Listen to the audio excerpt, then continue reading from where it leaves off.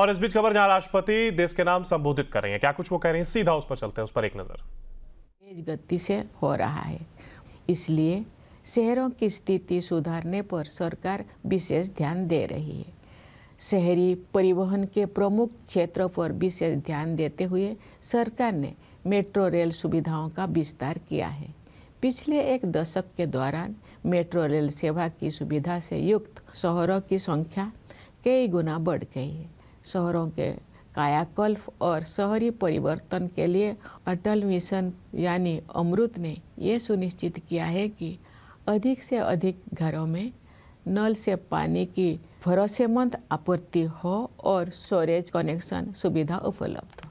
सरकार ये मानती है कि जीवन की बुनियादी सुविधाओं पर नागरिकों का हक बनता है। जल जीवन मिशन के तहत ग्रामीण घरों में नल से जल पहुंचाने में प्रगति हो रही है। अपने तरह के विश्व की सबसे बड़ी स्वास्थ्य सेवा योजना आयुष्मान भारत के अंतर्गत विभिन्न कदम उठाए गए हैं। उन प्रयासों के परिणाम स्वरूप स्वास्थ्य सेवा के क्षेत्र में हम क्रांतिकारी बदलाव देख रहे हैं। इस योजना के तहत अब तक 55 करोड़ से अधिक लोगों को सुरक्षा कवच प्रदान किया जा चुका है। सरकार ने 70 वर्ष और उससे अधिक आयु के सभी वरिष्ठ नागरिकों को इस योजना की सुविधा उपलब्ध करा दी है, चाहे उनकी आय कितना भी हो।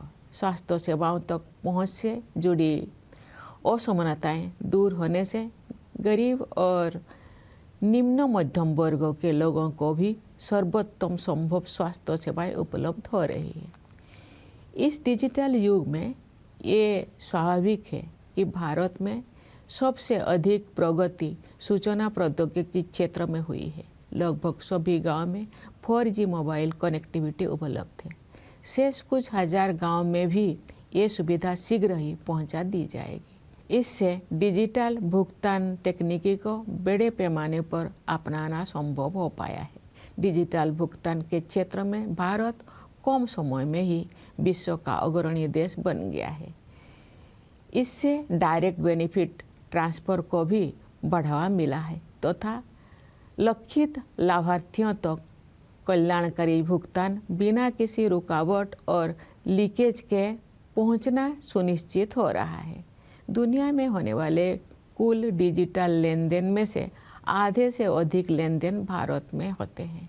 ऐसे बदलाव से एक गतिमान डिजिटल अर्थव्यवस्था का निर्माण किया गया है, जिसका योगदान देश के सकल घरेलू उत्पाद में साल दर साल बढ़ रहा है।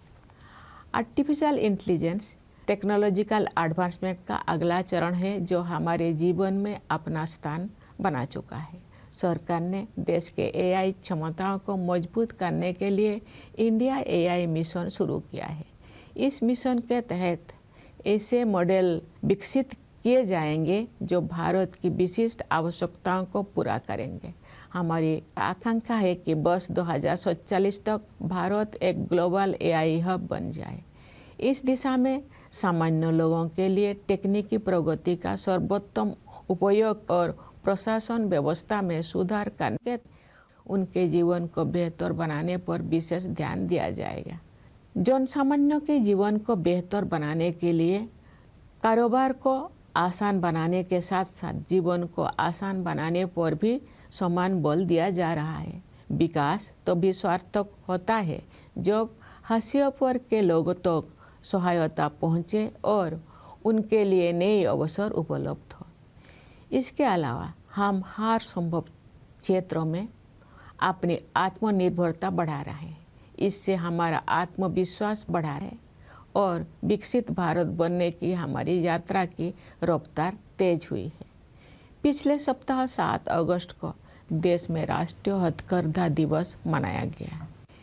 इस दिवस को मनाने का उद्देश्य हमारे बुनकरों और उनके उत्पादों का सम्मान करना है। हमारे स्वाधीनता संग्राम के दौरान 1905 में शुरू किए गए स्वदेशी आंदोलन की स्मृति में वर्ष 2015 से ये दिवस हर साल मनाया जाता है।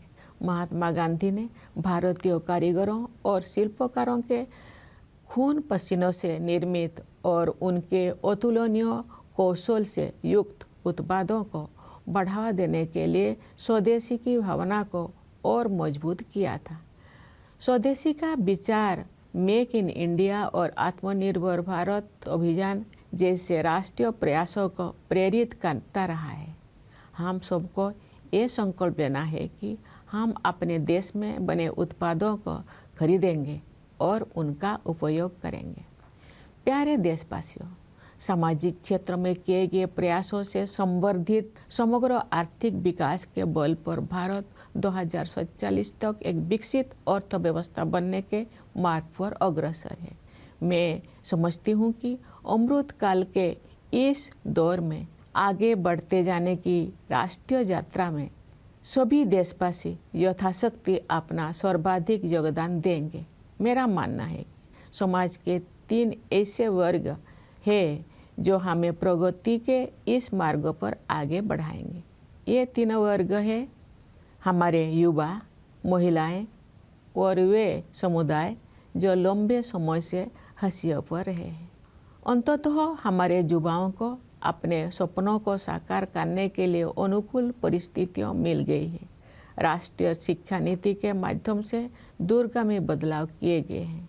शिक्षा को जीवन मूल्यों से तथा कौशल को परंपरा के साथ जोड़ा गया है। रोजगार के अवसर तेजी से बढ़ रहे हैं। उद्यमिता की आकांक्षा रखने वाले लोगों के लिए सरकार ने सर्वाधिक अनुकूल वातावरण उपलब्ध कराए हैं। युवा प्रतिभाओं की ऊर्जा से शक्ति प्राप्त करके हमारे आंतरिक कार्यक्रम का अभूतपूर्व विस्तार हुआ है। मुझे विश्वास है कि शुभांशु शुक्ला की इंटरनेशनल स्पेस स्टेशन की यात्रा ने एक पूरी पीढ़ी को ऊंचे सपने देखने की प्रेरणा दी है। ये अंतरिक्ष यात्रा भारत के आगामी मानव अंतरिक्ष उड़ान कार्यक्रम गगनयान के लिए अत्यंत सहायक सिद्ध होगी। नई आत्मविश्वास से भरपूर हमारे युवा खेल जगत में अपनी पहचान बना रहे हैं। उदाहरण के लिए शतरंज में आप भारत के युवाओं का जैसा वर्चस्व है वैसा पहले कभी नहीं था। राष्ट्रीय खेल नीति 2025 में निहित विजन के अनुरूप हम ऐसे आमूल बदलाव की परिकल्पना कर रहे हैं जिसके बल पर भारत एक वैश्विक खेल महाशक्ति के रूप में उभरेगा। हमारी बेटियां हमारे गौरव हैं। वे प्रतिरक्षा और सुरक्षा सहित हर क्षेत्र में अवरोधों को पार करके आगे बढ़ रहे हैं। खेलकूद को उत्कृष्टता, सशक्तिकरण और क्षमताओं का महत्वपूर्ण संकेतक माना जाता है। विश्व शतरंज चैंपियनशिप के लिए फीडे महिला विश्व कप का फाइनल मैच 19 वर्षों के भारत की एक बेटी और 38 वर्षों की एक भारतीय महिला के बीच खेला गया। ये उपलब्धि पीढ़ी दर पीढ़ी हमारी महिलाओं में विद्यमान विश्व स्तर की सतत उत्कृष्टता को रेखांकित करती है।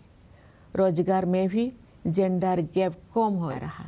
नारी शक्ति बंधन अधिनियम से महिला सशक्तिकरण अब केवल एक नारा ना रहकर यथार्थ बन गया है। हमारे समाज का एक बड़ा हिस्सा अनुसूचित जाति, अनुसूचित जनजाति, पिछड़ा वर्ग और अन्य समुदायों के लोगों का है।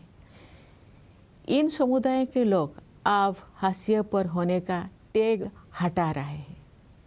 उनकी सामाजिक और आर्थिक आकांक्षाओं को साकार करने के लिए सक्रिय प्रयासों के माध्यम से सरकार उनकी सहायता करती आ रही है। अपनी वास्तविक क्षमता को हासिल करने की दिशा में भारत अब और अधिक तेज गति से आगे बढ़ रहा है। हमारे सुधारों और नीतियों से विकास का एक प्रभावी मंच तैयार हुआ है। इस तैयारी के बल पर मैं एक ऐसे उज्जवल भविष्य को देख पा रही हूँ जहाँ हम सब अपनी सामूहिक समृद्धि और खुशहाली में उत्साहपूर्वक योगदान दे रहे होंगे। उस भविष्य की ओर हम भ्रष्टाचार के प्रति जीरो टॉलरेंस रखते हुए अनवरत सुशासन के साथ आगे बढ़ रहे हैं। इस संदर्भ में मुझे महात्मा गांधी की एक महत्वपूर्ण बात याद आ रही है। गांधी जी ने बताया था और मैं दोहराती हूँ, भ्रष्टाचार और दंभ लोकतंत्र के अनिवार्य परिणाम नहीं होने चाहिए। हम सब ये संकल्प ले कि गांधी जी के इस आदर्श को कार्य रूप देंगे और भ्रष्टाचार को समूल नष्ट करेंगे।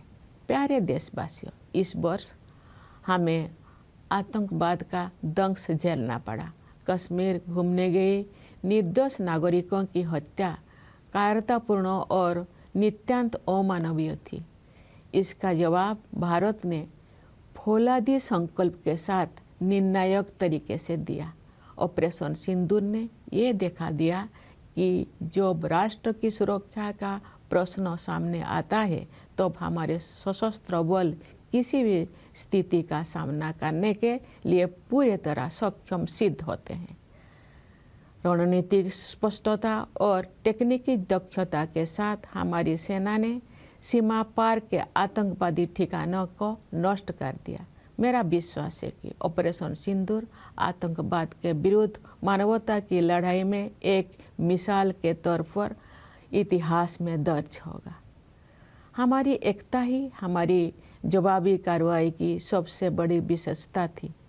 यही एकता उन सभी तत्वों के लिए सबसे करारा जवाब भी है जो हमें विभाजित देखना चाहते हैं।